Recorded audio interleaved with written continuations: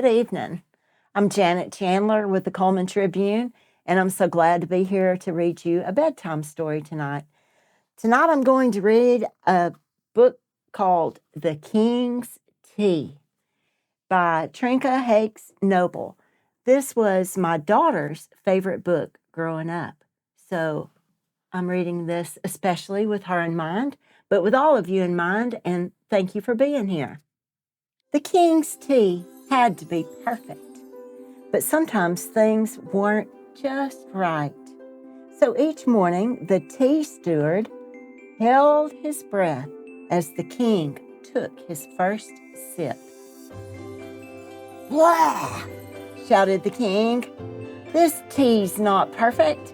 The milk is sour. Now my day is ruined, and it's all your fault."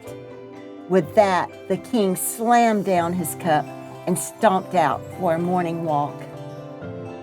The tea steward picked up the pitcher of milk and hurried off to see the cook. "Cook, I told you to get me sweet milk," scolded the steward. "Now the king's tea is ruined and it's all your fault." The cook turned in a huff and shook a wooden spoon at the kitchen girl. "Girl, I've told you again and again to bring me sweet milk.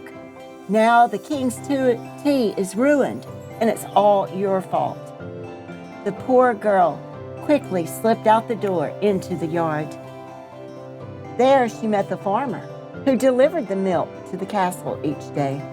"Farmer, you have delivered sour milk and ruined the king's tea. Now the cook is angry with me, and it's all your fault." When the farmer got home, he went to the creamery to see his wife. "Wife," he said crossly, "you gave me sour milk this morning, and I delivered it to the castle. Now the king's tea is ruined, and it's all your fault." The farmer's wife turned to the boy and seized him by the ear. "Boy, listen to me well," she said. "You brought me sour milk, which I gave to my husband, who took it to the castle. Now the king's tea is ruined, and it's all your fault." The boy ran to the meadow to see the cow. "You nasty old cow," he said. "You gave me sour milk this morning, which I gave to the farmer's wife, who gave it to her husband, who took it to the castle. Now the king's tea is ruined, and you are to blame." "Don't blame me," mooed the cow. "Blame the yellow buttercups. They are not very sweet this spring. It's all their fault." The king had also gone to the meadow that morning, and he overheard everything the boy said to the cow. "The king's tea? Sour milk? Oh my," said the king. So when the boy and the cow went to see the buttercups, the king decided to follow. "Buttercups," bellowed the cow, "my milk is sour, and it's all your fault." The buttercups looked shriveled and dry. "It's not their fault," said the boy. "They need the gentle spring rain to make them sweet." A dark cloud in the sky overheard the boy.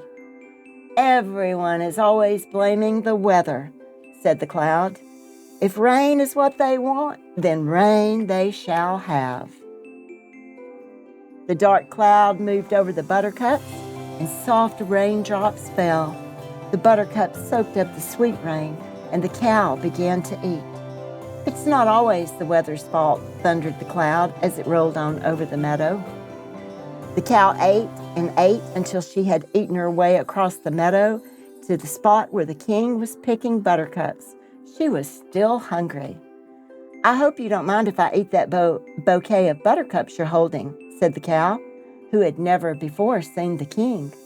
"If I don't eat enough buttercups, my milk will not be sweet, and that would ruin the king's afternoon tea." "Did you say afternoon tea? What a pleasant thought," said the king. "Of course you may eat my bouquet. The king's tea must be perfect." So he let the cow eat his bouquet and strolled off toward his castle. Later that day, the boy milked the cow and carried the milk to the creamery. There, the farmer's wife strained the milk and gave it to her husband, who delivered it to the castle.